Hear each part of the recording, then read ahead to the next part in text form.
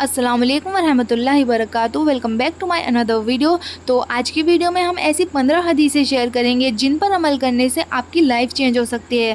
تو چلیے پڑھتے ہیں پہلی حدیث۔ لا يدخل الجنت نمام، چغل خور جنت میں داخل نہیں ہوگا۔ اگر ہم ادھر کی ادھر لگاتے ہیں، چگلیاں کرتے پھرتے ہیں تو ہمیں یہ نہیں کرنا چاہیے، کیونکہ چغل خور جنت میں داخل نہیں ہوگا۔ دوسری حدیث، لیسا منا من غشنا، جو دھوکہ دے وہ ہم میں مسلمانوں میں سے نہیں ہے، اس لیے دھوکہ دینے والا مسلمان نہیں ہے۔ تیسری حدیث، افشوا السلام بینکم، آپس میں سلام کو عام کرو۔ تو ہمیں سلام آپس میں خوب پھیلانا چاہیے، جب بھی کسی سے ملو تو سلام کرو، یعنی سلام کو عام کرو۔ چوتھی حدیث، قل الحق وان کان مرا، سچ بات کہو اگرچہ کڑوی ہو۔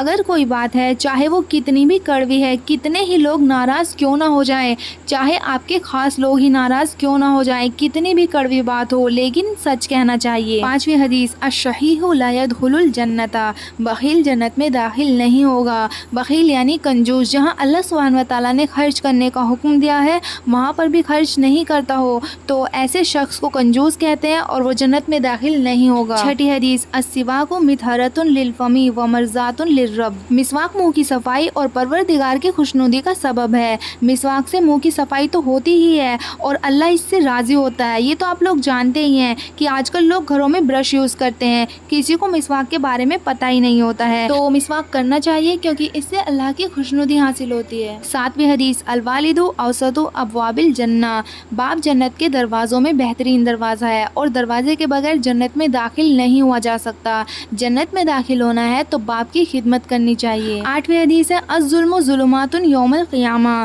ظلم قیامت کے دن اندھیروں کا سبب ہے۔ اگر کوئی شخص ظلم کرتا ہے، ظالم ہے، تو یہ اس کے ظلم جو ہے نا وہ آخرت میں اس کے لیے اندھیرے بن جائیں گے، اس کو کچھ دکھائی نہیں دے گا۔ نویں حدیث، الطہور شطر الایمان، پاکی آدھا ایمان ہے۔ ہمیں اپنے گھروں کو پاک صاف رکھنا چاہیے، ہمیں اپنے آس پاس صفائی رکھنی چاہیے اور خود بھی پاک صاف رہنا چاہیے۔ دسویں حدیث، الحیاء شعبۃ من الایمان، حیا ایمان کا اہم ترین شعبہ ہے، حیا ایمان کا حصہ ہے۔ اگر ہمارے اندر حیا نہیں ہے اور ہم حیا کو عیب سمجھتے ہیں، حیا کو کوئی غلط بات سمجھتے ہیں تو ہمارے اندر ایمان نہیں ہے۔ گیارہویں حدیث، لا يدخل الجنت قاطع، رشتے توڑنے والا جنت میں نہیں جائے گا۔ ہمیں اپنی طرف سے کسی سے رشتہ داری ختم نہیں کرنی ہے۔ ہمارے ساتھ جو بھی غلط کر رہا ہے تو اس کا عمل اس کے ساتھ ہے، اگر وہ ہمارے ساتھ کچھ غلط کر رہا ہے تو اس کا مطلب یہ نہیں ہے کہ ہم بھی اس کے ساتھ غلط کرنا شروع کر دیں۔ حضور نے فرمایا رشتوں کو توڑنے والا جنت میں داخل نہیں ہوگا۔ اگر آپ کسی سے رشتہ توڑنے کی سوچ رہے ہیں یا رشتہ توڑ چکے ہیں تو اس حدیث پر ضرور غور کریں۔ بارہویں حدیث، الید العلیٰ خیر من ید السفلیٰ، اوپر والا ہاتھ یعنی دینے والا ہاتھ نیچے یعنی لینے والے ہاتھ سے بہتر ہے۔ اگر ہم ہمیشہ لوگوں کو دیتے ہیں تو حضور نے فرمایا کہ جو دینے والا ہاتھ ہے، اوپر والا جو ہاتھ ہے، یہ بہتر ہے لینے والے ہاتھ سے۔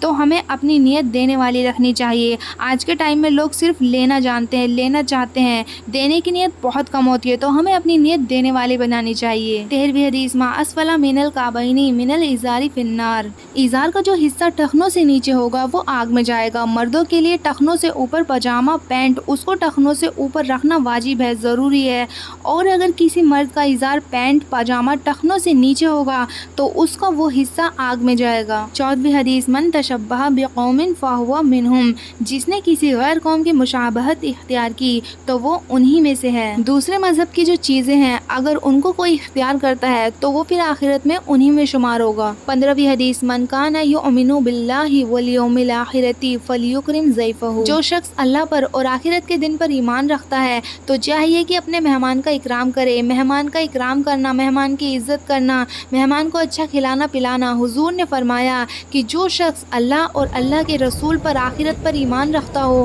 تو اس کو چاہیے کہ مہمان کا اکرام کرے۔